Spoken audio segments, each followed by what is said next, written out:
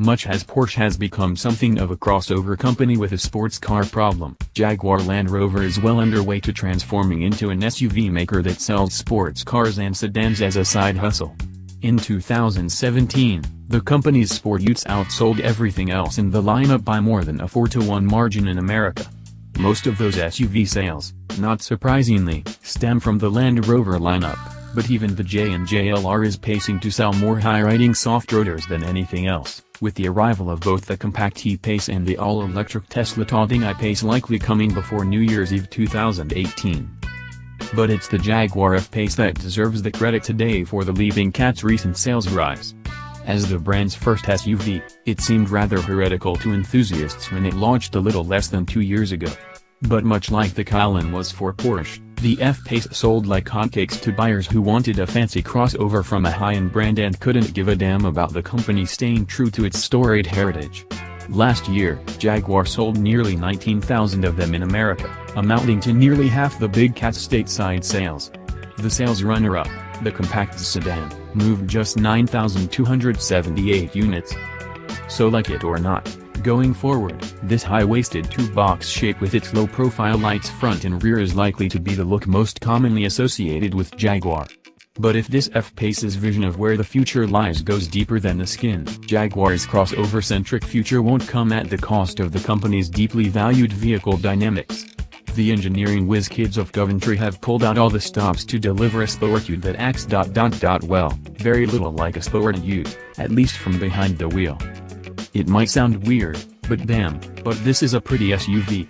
The design language used on the XF and sedan scales up remarkably well to midsize crossover proportions, giving the F-Pace an alert, hungry look. That's doubly true for the F-Type S, which ditches the bifurcated lower fascia of the lesser trims for a set of hungry moss. It looks, to borrow an overused word that seems awfully on point for a car named after a jungle cat, fierce. In addition to looks, the F-Pace also shares its platform with IS and XF, and it shows on the road. This crossover, at least, in sporty S trim, drives more like a car than most, darting through traffic and tackling turns with plenty of immediacy and very little body roll. It's clearly aimed at drivers who'd rather be manhandling an F-Type than an F-Pace. The 380 horsepower V6 is more than strong enough for a sporty all-roader. JLR's claimed 0-60 mph time of 5.1 seconds seemed right on target, based on, among other tests, a full throttle blast from a stop sign into the zooming highway traffic of Manhattan's Henry Hudson Parkway. It's a feature this Jag shares with many crossovers, but maybe the F-Pace's otherwise car-like performance made me appreciate it more than usual. Having an H-point that's almost dead even with where your hips lie when you stand makes everything about entering, exiting, loading, and unloading blissfully easy. And that's a man with just 3 decades of wear on his joints saying that.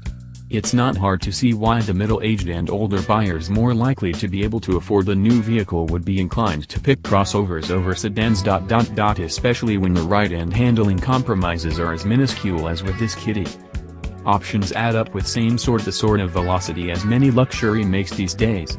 While the majority of F-Pace models start in the mid to high $40,000 range, the sporty S model starts at a hair over $60,000 with destination, and that's hardly as high as it goes. My tester rang up at a bit over $75,000, fully laden with options. That's as much as Jag charges for a starter version of the large, elegant XJ sedan, a car which offers nearly the exact same amount of interior volume when you combine cabin and trunk. The 8-speed automatic, ZF's near-omnipresent unit, isn't as sharp as the best out there in 2018. It's quick to find the tallest gear in the name of fuel economy, but much more reticent to kick back down on cue, leading to some awkward moments of transmission lag, that moment between flooring the gas and gearbox kickdown that can seem like an eternity, when attempting a fast-passing maneuver.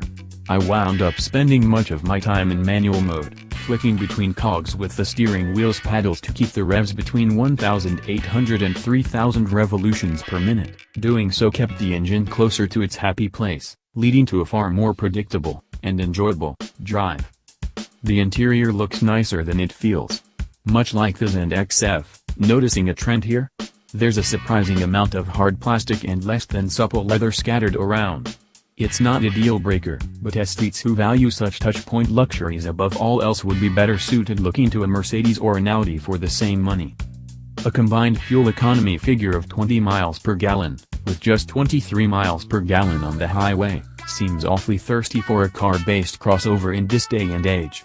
Luckily for extreme road trippers, there's also an oil-burning variant, packing a turbodiesel inline-4 that makes nearly as much torque as the F Pace S and gets 33 miles per gallon on the open road.